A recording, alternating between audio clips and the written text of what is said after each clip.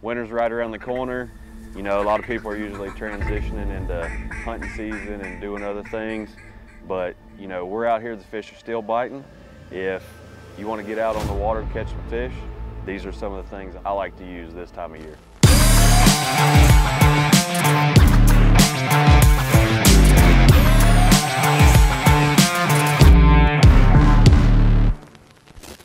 So we're in Oklahoma.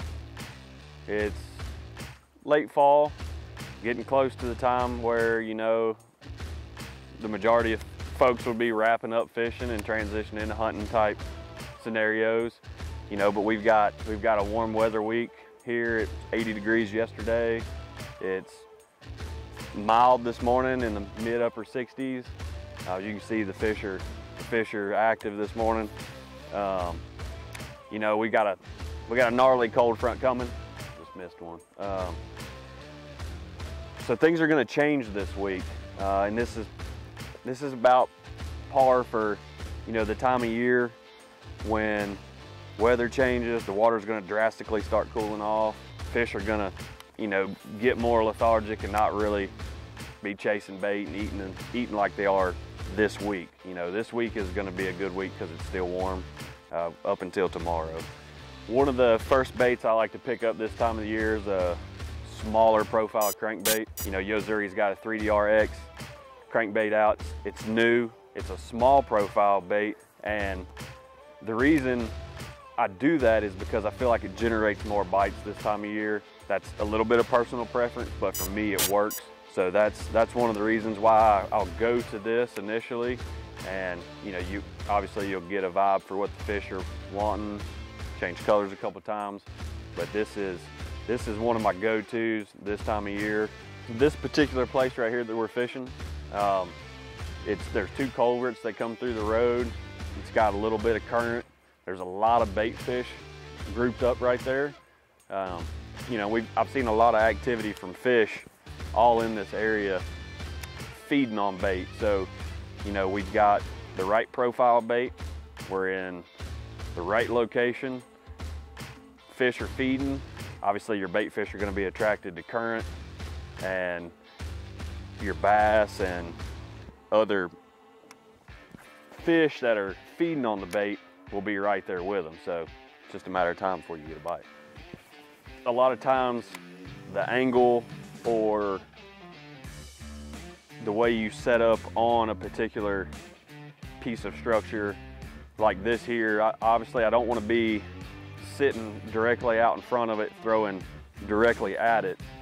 I like to get the boat either over here in a corner and throw across it from either side, or set at it at an angle like this. One, because there's a hole right here outside of these two pipes. So you've got a depression. All the bait fish will normally sit in that depression. The game fish will be around them. A lot of times they'll be out here on this shallower outside rim, just kind of cruising around until they feed. So I like to sit actually closer to the bank from either side. One, because I can keep my bait on the bottom on both sides where there's rock still and you're not out here on this mud flat. And two, I feel like you will get more bites bringing it at these angles versus sitting out here directly on, throwing straight at it.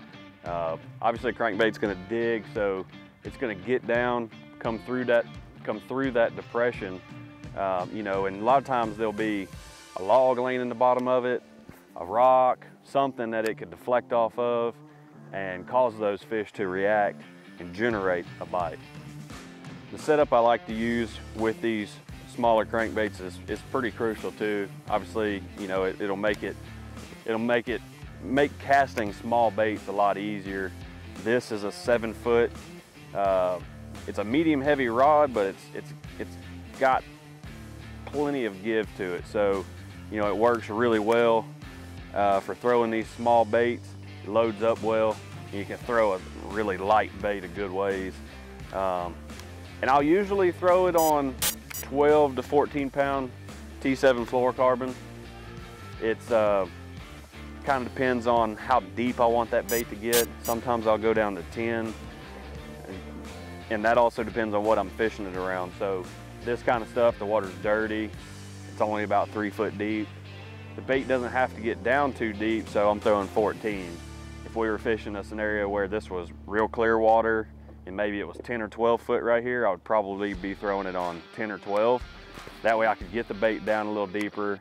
It wouldn't be such a big diameter profile, and you know, because the whole key is bite generation. Guys will say you have to throw a crankbait on 6:4 to 1 gear ratio reel. I personally, if I'm throwing anything except for a really deep diving crankbait, I throw everything on an 8:1 or a high speed reel. I feel like if I can't make myself slow down in a situation, or I don't pay good enough attention to, oh, that's good.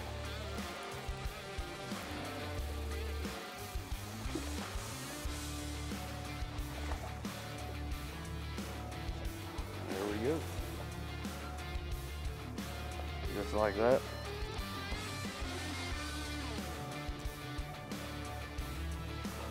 All in his face.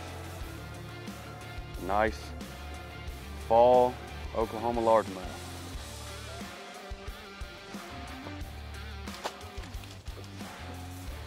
On the small profile Yo-Zuri crankbait.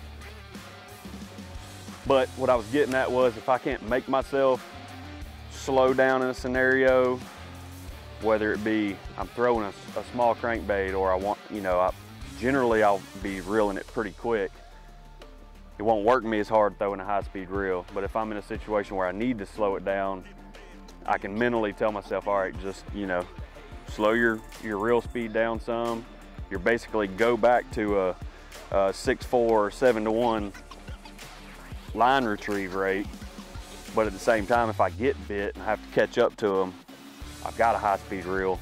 I can do all of those things just by increasing by my hand speed.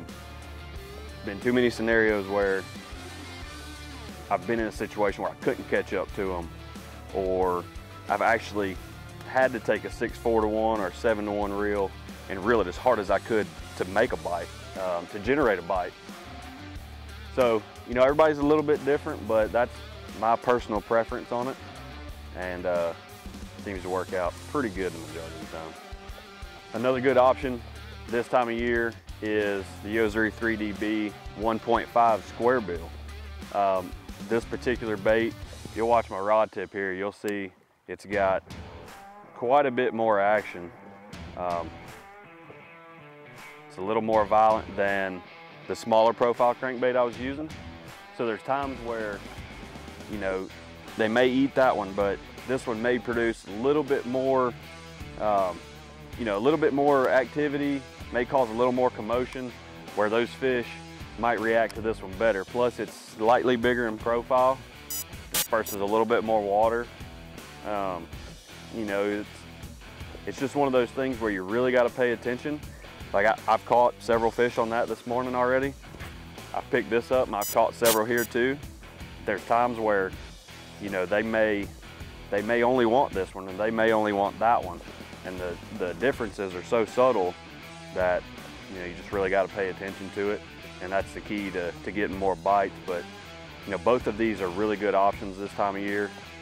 A lot of which one you choose comes down to the bait size as well. So if you've got a bigger gizzard shad type feed going on, where fish are primarily eating, you know, 3 to 6 or 7 inch gizzard shad, then you probably want to throw a little bit bigger bait, such as the 1.5. And if you've got, you know, if you're in a situation where fish are feeding primarily on balls of threadfin or something like that, your smaller bait's probably going to be the better option. I like throwing square bills on riprap, chunk drop stretches like this. I like throwing it because, one, you can cover a lot of water and, you know, make a lot of casts. Two, it imitates the bait really well. This stretch here has got, you know, it's got a lot of that rock. It's got wind blowing in on it. You know, we've got pretty hard south wind today, blowing right in here on these rocks. A lot of the bait pushed up in here. And what we're doing with this 1.5 square bill is just kind of paralleling it. We've got a slight angle. I'm hitting the bottom most of the way back. And what I'm trying to do is just bring it in this strike zone where all this bait is, where the bass should be, and basically just fishing down it real slow on the trolling motor. We'll go up it, we'll turn around and come back and make a few passes. There'll be times where you'll go through it and you may not get a bite, and you'll make another pass and you may catch 3 or 4. You know, a lot of that goes back to the angle that we talked about earlier. And you know, this is a textbook scenario right now that we've got. Warm weather, a nice south breeze blowing bait up on the rocks, a 1.5 square bill, and a lot of hungry bass. This place we've pulled up to now, it's an isolated piece of cover. It's an old, real old dock, basically, and you know, if you look at this bank we're on right here, this is super shallow. So the only piece of cover that we have out in the water is this old dock, or what remains of it. So it's a high percentage place, being that it's the only cover out here off the bank some. You know, we're in basically 2 foot of water. All these reeds are almost dry. So the fish will naturally tend to be, you know, hanging out around this stuff. I'm bringing this crankbait by these poles, and I'm trying to get to where I feel like the base of the pole meets the bottom or close to it, and I'm trying to hit it. I'm trying to hit it with this crankbait. So I'll get an angle and I'll bring that crankbait by and just kind of sweep my rod over, and that'll make that crankbait turn and go towards it and deflect off of it. And a lot of times that'll generate a bite. You know, and you can hit these at a couple different angles. You might have to make multiple casts to it. I've seen in the fall several times where I've had to make 6, 8, 10 casts to one isolated piece of cover before I could get a fish to bite. I think a lot of that's got to do with the time of the year in the fall, but you know, something like this, it's almost guaranteed there's one living out here right now around it, because it's the only piece of cover here. And I've caught a ton of fish off these poles before, but you know, it's a matter of bringing it by him. There he is. Oh, come on. God. Bringing it by him at the right angle. See, like I've already thrown right through there several times, but I changed up the angle. I pulled out in front of it and I was coming by it, and I threw in towards the bank here, coming right by that pole. Unfortunately, he took me around the back side of it before I could get him around it. But that's just kind of what you have to do. Make multiple casts from multiple angles, and then all of a sudden you'll get a bite. You can see, looking at these poles, there's a lot of, you know, these things have been here for who knows how long. They're really rusty. They've got a lot of sharp, you know, edges that can cut line.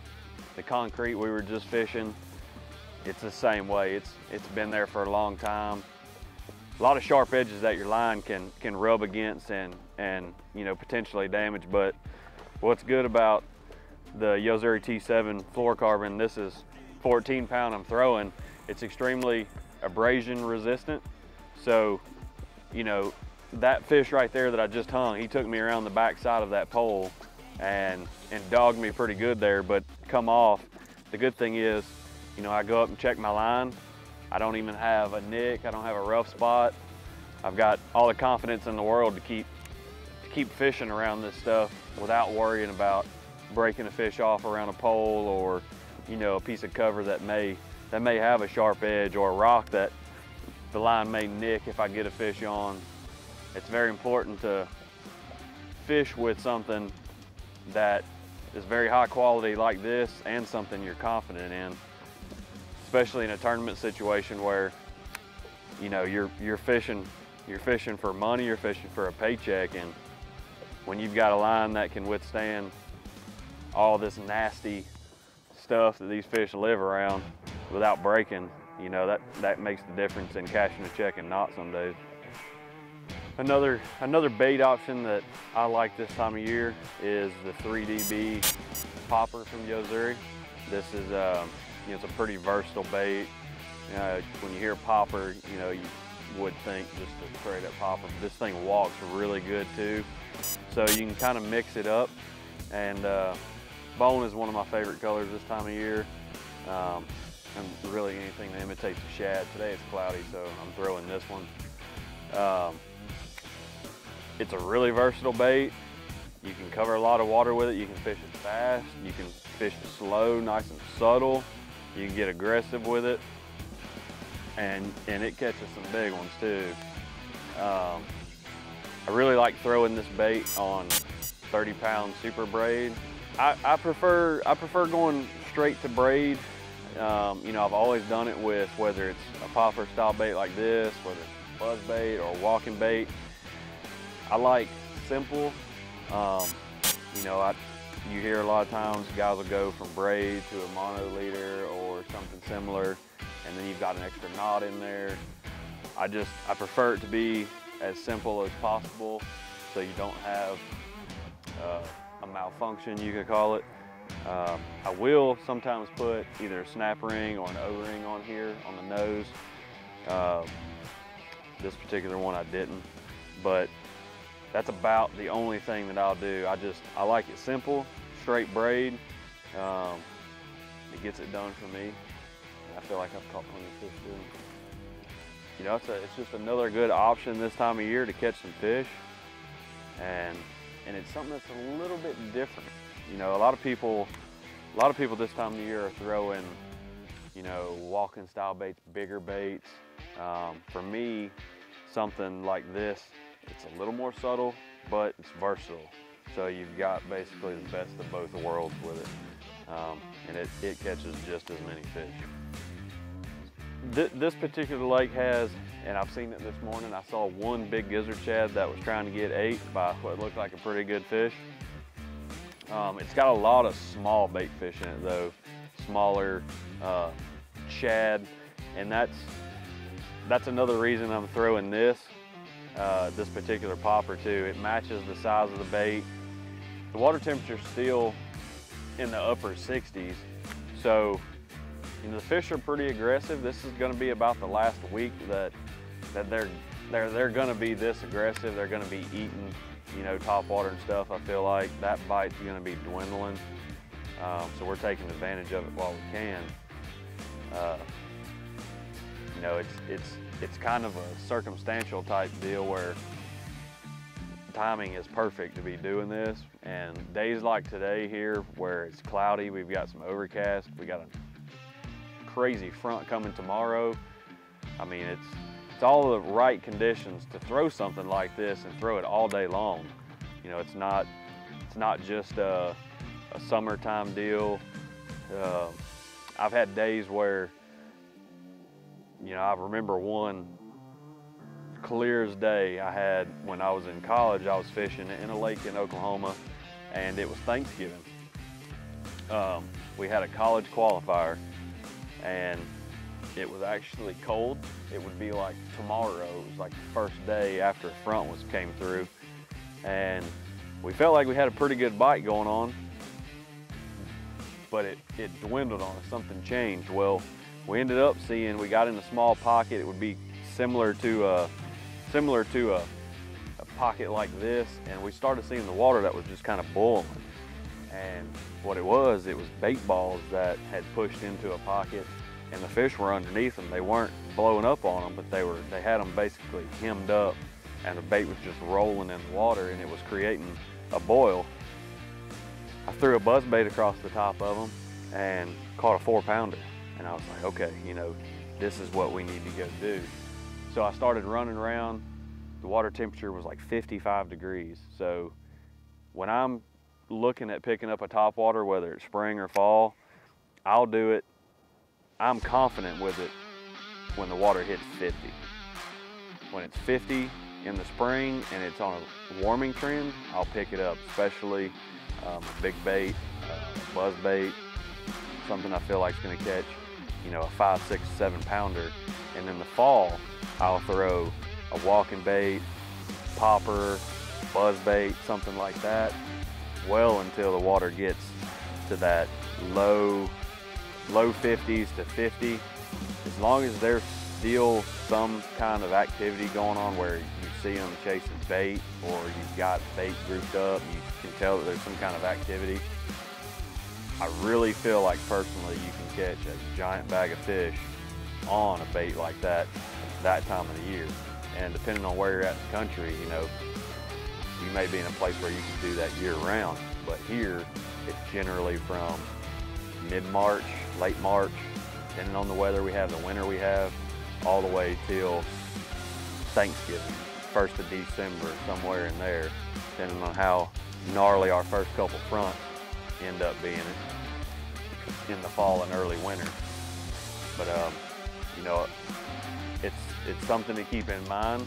I feel like a lot of people this time of year, say like tomorrow, the weather's going to be in the 40s. It's going to be a nasty north wind.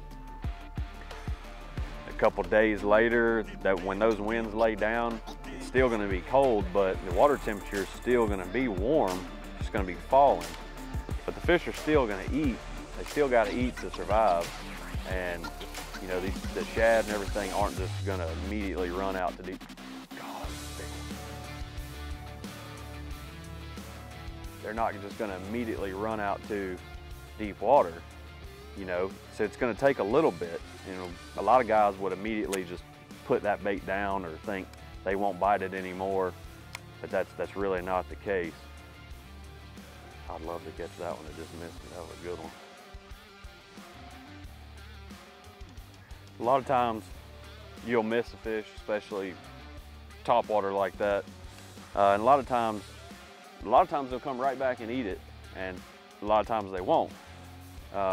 Really simple, easy approach is just pitching a soft plastic bait right back in there. I've caught a ton of fish by picking up either like a weightless bait and throwing it in there. You know, and I also feel like too, a lot of times when they bite it that first attempt, like this fish when he blew up on it and I missed him the first bite, it was a initial reaction to it, and you know, the fish may have really not have been super aggressive, and that may have been why when it came by him that first time, he just jumped on it, but didn't aggressively eat it, you know, more or less bulled on it. And if you pitch a bait like this back in there, you know, it'll fall down, sit in front of them, and they may go ahead and pick it up. So there's a couple different scenarios that may take place. So if I could limit it down to, if I could be limited to 3 baits, my top 3 this time of year would be a good top water you're confident in, a soft plastic follow-up bait or pitched bait that you can, you know, slow down with if you have to, and then a good crankbait as well.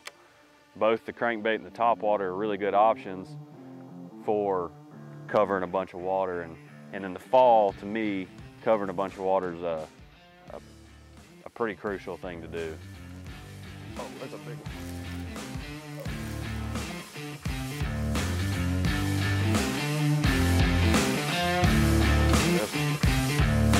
Big, got it, go.